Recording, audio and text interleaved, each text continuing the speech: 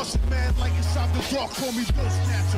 Just the brother for the rapture. I hang glide, holding on strong, hard to capture. Extravagant, resurrect the track and it's militant. And I react like a garden and start killing. It's manifesting. The God's work like appliances, dealing in my sleep like a lot. Yo, what's going on, everybody? It's your boy Naruto Explain here, bringing you guys a major update for the Boruto manga, because chapter 72, we have brand new spoilers out right now. We have panels and we have a little bit of information based off what's happening. And I gotta say, man, one of the things that I was very confident was not going to happen that you guys had me do on the Boruto fan theories, it actually ended up taking place, which is that Code is making an army. Now, the fan theories you guys sent me were more so dealing with Code making a cyborg army, but the fact that Code actually pulled up and made clones out of the Ten Tails and is making an army with Ten Tails clones infused with his own chakra, that is huge. So if you predicted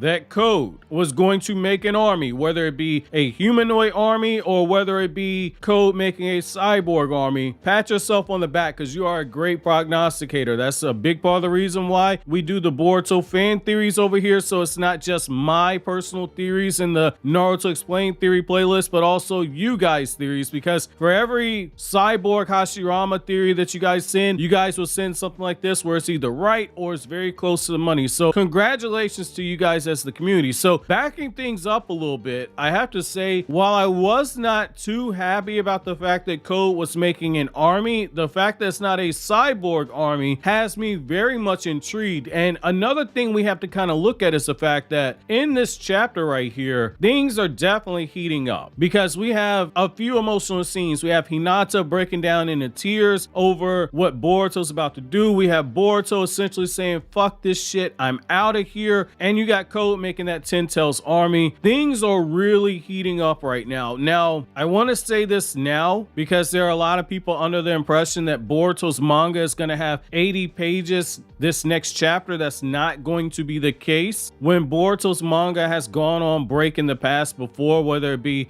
Weekly Shonen Jump, where we would wait 6 weeks for a chapter because it wasn't coming out every 4 weeks. We didn't get extra pages that time. When Boruto's manga went on a month-long break during the transition to V-Jump magazine, we didn't get extra pages. So keep your expectations in check on that. But what we have so far is pretty huge. So backing things up a little bit, let's go ahead and look at the information that we have right here. And we're going to look at everything that we got courtesy of Abdul in order so far. So first we have Momoshiki on the cover page, which that's very telling, the fact that Momoshiki's on there, because he has a very big scene later on in this chapter. The next thing we end up seeing is the fact that the chapter's opening up with Amato phoning Shikamaru and basically letting him know everything that's happened. Shikamaru looks like he's a little shocked at the fact that Amato's still alive. We have Ada and Damon. They completely dripped up. My man Space Tiger kind of pointed out the fact that Damon was really looking like Cameron from the early 2000s, man, where he had the pink chinchilla and everything. Damon got the hoodie up on it. Damon looking a lot like Killer Cam. So I love how Ikimoto does look like he's having some fun drawing Ada and Damon. I like that, and it does look like any excuse he gets to draw new outfits for them, he just kind of goes with it. I think it's interesting that in the background you see more of the scientists at Bug's lab. So it looks like Amato's not just coming with Ada and Damon, he might be coming with more of those scientists at the hideout as well. The next thing that we get right here is that we have Hinata as Boruto's leaving his room and he's getting ready to leave for some unknown reason. Hinata confronts her son, and we have this moment where Hinata stops and she breaks down crying over Boruto's safety, and Boruto promises his mom that he's gonna end up returning home. But this was a nice bit of paneling right here where Ikimoto's actually covering up for one of his weaknesses. So one thing that I critiqued him about early on when Boruto first came out, which he later admitted to, was the fact that he struggles drawing expressions, in particular when it comes to the eyes and the lips in order to convey emotion. So the artwork doesn't look as soulless, which is why you'll hear me say a lot of times a good mangaka does not need to rely on text bubbles to convey emotions. Well, right here, one workaround he had in this chapter right here is that he had Hinata raise her hands up to her face. That way that's covered up, and then you just see the tear duct that is coming out of her eye. That was actually kind of smart right there. The hair for Hinata when she starts breaking down into crying, that is extremely detailed. I like that right there. That hair is very, very well drawn. You got Boruto looking to his mom, promising that he's gonna end up returning home. He's gonna keep his promise to her, which that kind of makes you wonder what's about to happen with Boruto right here. Now, the next thing that you see is that as Boruto begins walking out of the village, again, for some unknown reason that we don't know right now, Momoshiki appears in front of Boruto, and Momoshiki basically tells him that the moment where he's gonna lose everything is at hand. So Momoshiki is once again kind of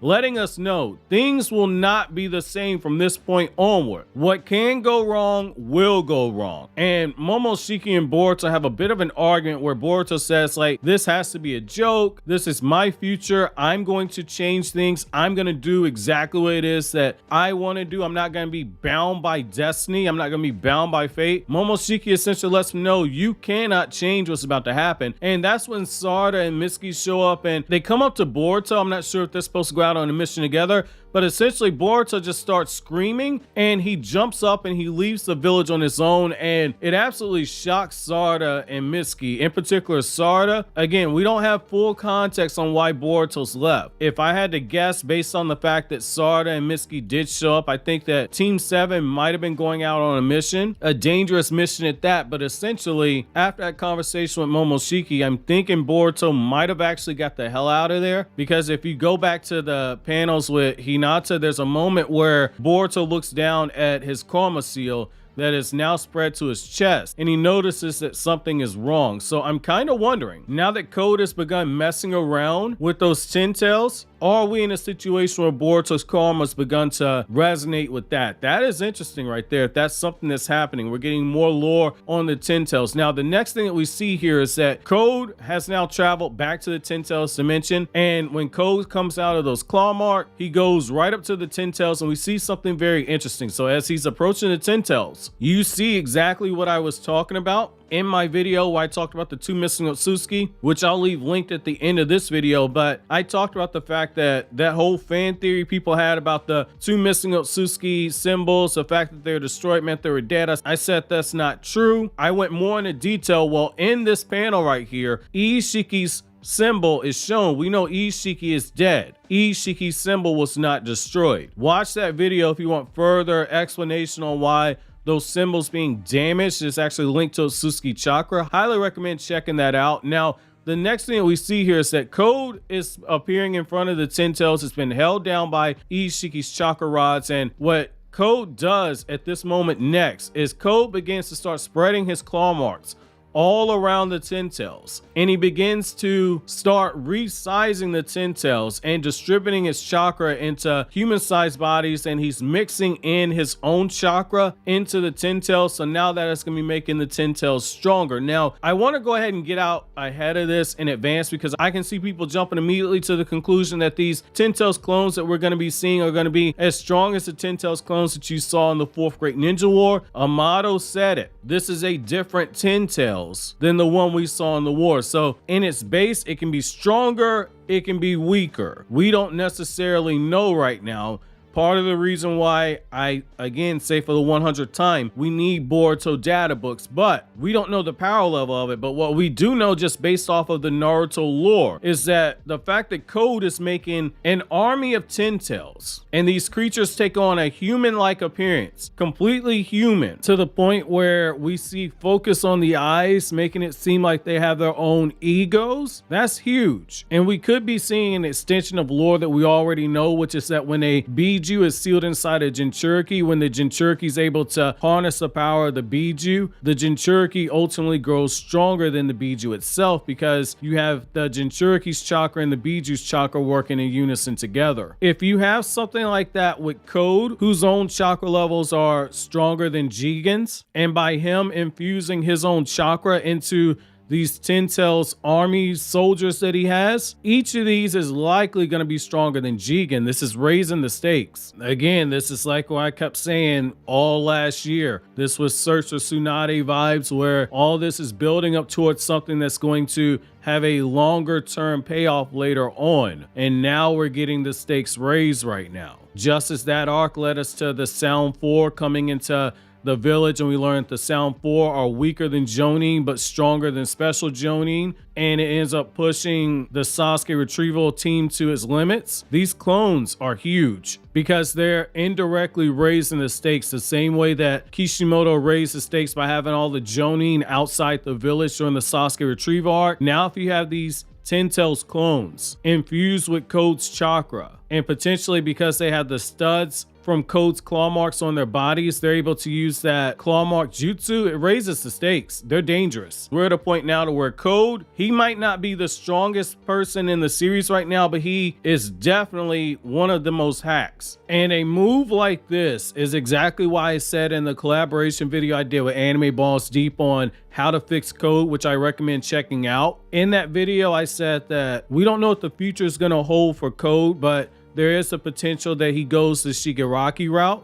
This is a Shigaraki type of a move, so I like this. This is long-term storytelling right here. I like this. This is why setup matters. This is why you just don't rush from big fight to big fight with no type of build-up. The best cooked meals aren't the ones you just stick into the microwave. They're the ones you got to sit there and wait for a little bit for the slow cooking so all the juices and everything can really get into the meat. We're getting into the meat and potatoes right now. I like this. Now we need to see what pitfalls he's going to fall back into. I like this up and down moment right here because it's giving us more to build on Code's villain's journey. Now, as always, when we get new spoilers, I will update you guys. If we get more context, I will update you guys as far as that. If new spoilers end up coming out later today, that video will likely drop tomorrow, simply because, as some of you guys know, my mom had a heart attack on Sunday. My mom's in the hospital. She's still in there. We're not out the neck of the woods yet. So I've been splitting my time at the hospital and at home working on content for you guys. So it's going to be likely tomorrow if new information drops. Now, I have another video that was scheduled to drop today that got pushed back because of the spoilers, so I might double upload. I might save it depending on what goes on with my mom. But let me know how you guys feel down in the comment section about this new information we have about Code and what he's done.